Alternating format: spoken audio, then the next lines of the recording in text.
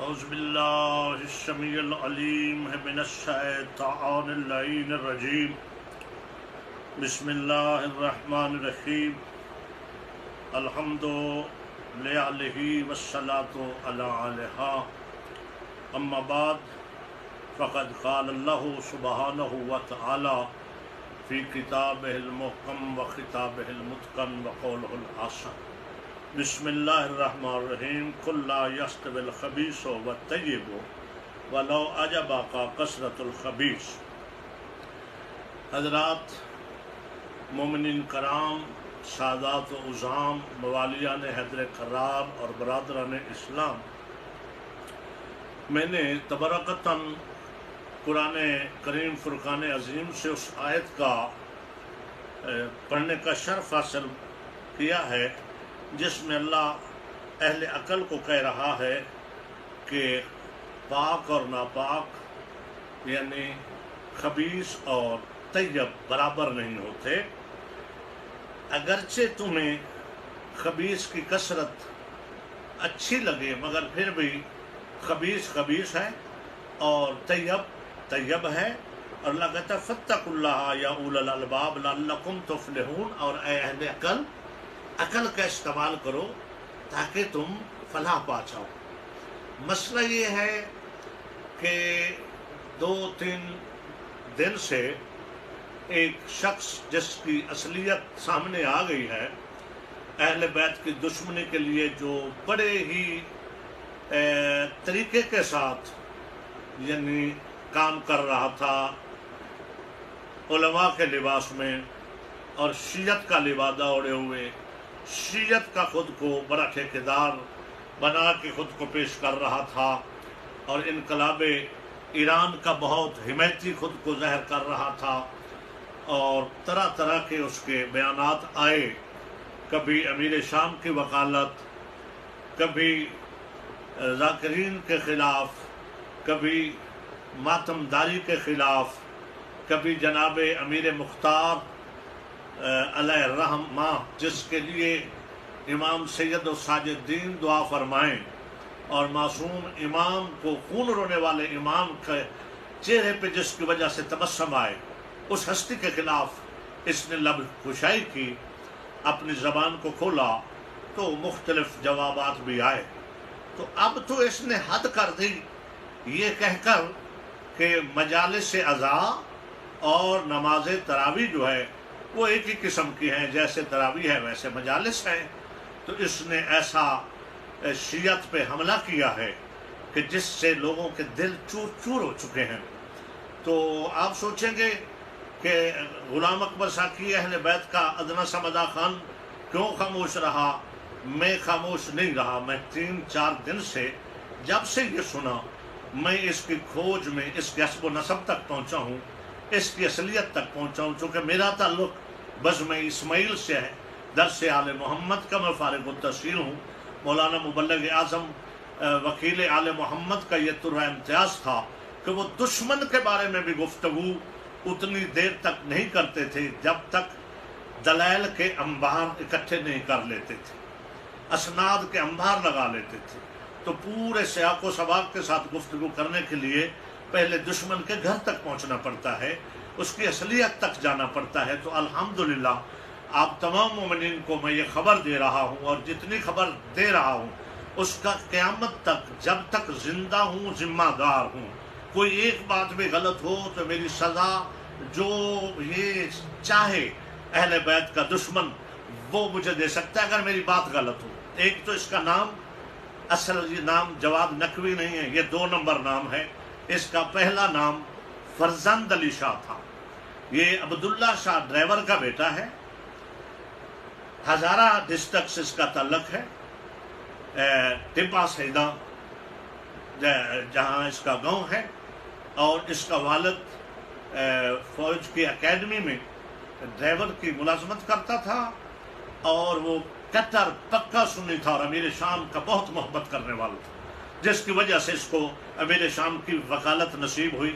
یہ اس کو والد کی طرف سے وراثت میں ملی ہے، اور اس کے ننیال ہری پور میں ہے، وہاں ٹنڈے گاؤں ہے، ٹنڈا یا ٹنڈوا اس طرح کا نام ہے، اس زمانے میں وہاں ہیں، اب بھی پکے مانے ہوئے ثلاثہ کے اور امیر شام کے مرید ہیں، پکے سنی ہیں، جس وجہ سے اس کے اندر یہ دونوں نجیب الطرف یعنی دونوں طرف سے، طرفین کی طرف سے، ننیال کی طرف سے بھی اور ددیال کی طرف سے بھی اہل بیت کی دشمنی اس میں کوٹ کوٹ کر بھری ہوئی ہے۔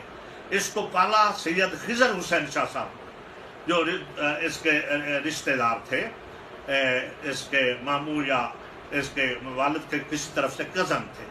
پھر اس کو پالا اور اس کے والد کا جنازہ بھی سنی ہوا اور پکا سنی تھا اس کا والد، تو انہوں نے، وہ شیعہ تھے خضر حسین شاہ، انہوں نے اس کو شیعہ مدرسے میں داخل کروایا اور اس کا نام فرزند ہی تھا۔ اگر اس سے پہلے، نکاح سے پہلے اس کا کاغذوں میں کہیں نام جواد نقوی یا لفظ نقوی اس کے نام کے ساتھ لگا نکل آئے تو بھی میں ذمہ داری لینے کو تیار ہوں۔ نقوی بھی اس دن لگایا گیا، اس کا نام اثار شاہ نے، اثار کاظمی نے چینج کیا جب نکاح ہو رہا تھا کہ اس کا نام جواد نقوی رکھ دو۔ نقوی اس دن اس کے نام کے ساتھ لگا، اس سے پہلے نقوی نہیں تھا۔ یہ ہے اس کی اصلیت۔ اب رہا مسئلہ کہ جو اس نے کہا ہے میں اس پہ بات کروں۔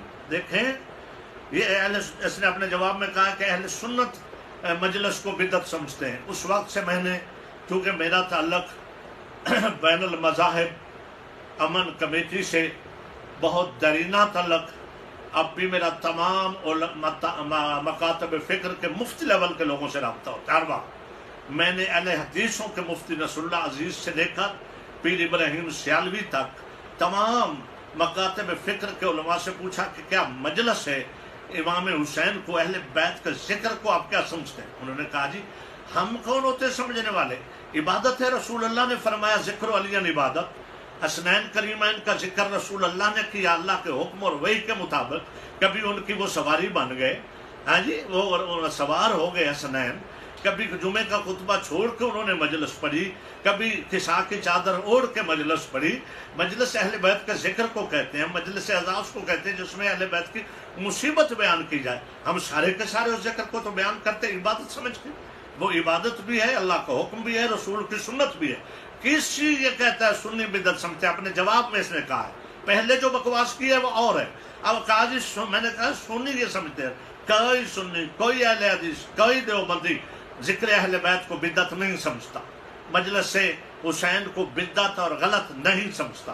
ہاں، نماز تراویح کے بارے میں وہ سارے سب مانتے ہیں کہ یہ حضرت عمر بن خطاب نے شروع کی اور انہوں نے خود مانا کہ یہ بدعت ہے، اور مگر احسن بدعت ہے، باجماعت انہوں نے شروع کروائی، نہ رسول اللہ کے زمانے میں نہ حضرت ابوبکر کے دور میں، مگر انہوں نے کہا یہ بدعت حسنہ ہے۔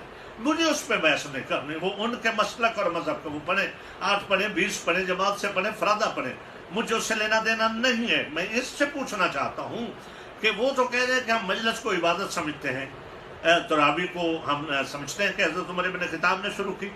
مجلس تو آل محمد کی، ذکر تو خود اللہ کرتا ہے، درود بھیجا محمد اس کی حال پر، اور رسول اللہ نے مجلس پڑھی، یہ رسول کی سنت ہے اور دین کی بقا کی ضامن ہے یہ عزاداری سید شہداء۔ تو مجھے اپنی قوم سے اور ان قوتوں سے ایک التماس کرنی ہے۔ میں آئیں بائیں شائیں کرنے کا قائل نہیں ہوں۔ میں جامعۃ المنتظر کے پرنسپل ایت اللہ حافظ ریاض نجفی سے لے کر علامہ راجہ ناصر صاحب قبلہ تک اور شیخ الاسلام سرکار علامہ محسن نجفی، جامع اہل بیت والی بڑی شخصیت ہیں، مفسر قرآن ہیں، ان سے لے کر تمام پاکستان میں ایران کے ساتھ وابستہ اداروں، تنظیموں اور جماعتوں سے درخواست کرتا ہوں کہ اپنا واضح بیانیہ دیں اور یہ مسئلہ اور یہ اس کا بیان آقا خامنئی تک پہنچایا جائے، ایران کے مقتدر لوگوں تک پہنچایا جائے کہ اگر ان کی اس کو تائید اب بھی حاصل ہے اور جو ان کا نمائندہ کہتا ہے خود کو انقلاب ایران کا، تو پھر ہم اپنا بیانیہ عزاداران حسین اور علماء اور خطبہ جو اس نے حملہ شیعت پہ کیا ہے، اس کے دفاع کے لیے کمر بستہ ہو گئے ہیں، پھر ہم اپنا بیانیہ دیں گے۔ بہتر یہ ہے کہ بزرگ یہ کام کریں۔ راجہ ناصر کی جماعت، علامہ ساجد نقوی، جامعۃ المنتظر، جامع اہل بیت، کلیہ اہل بیت، दारुल-उलूम महमदिया, उलमा को खामोश नहीं रहना चाहिए। आग लगी हुई है मिल्लत में, और इस आग को बुझाने के लिए उलमा का हक है कि सामने आके अपना वाज़ेह बयानिया दें, इसकी मजम्मत करें।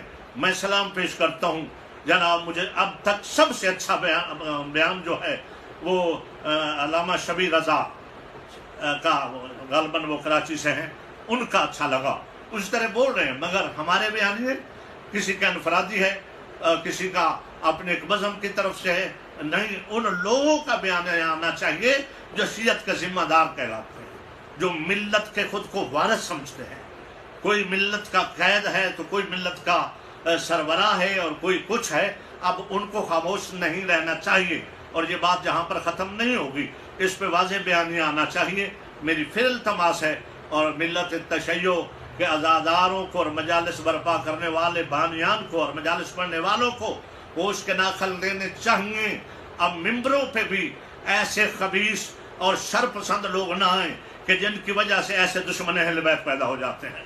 ऐसी गुफ्तगू की जाए जो मोहम्मद वाले मोहम्मद पसंद करते हों, जो अहले बैत की सीरत और उनकी सुन्नत के मुताबिक और उनके इल्म के मुताबिक हो। मिंबर पे भी आने के लिए किसी न किसी इदारे की सनद होनी चाहिए, जिसका जी चाहे वो आके ठेकेदार न बने अदादारी का। इसके लिए भी कुलाह अमल मिल्लत का आना चाहिए, वरना ये पारा पारा जैसे हो रही है, ऐसा ना हो कि कोई पुरसाने हाल न रह जाए।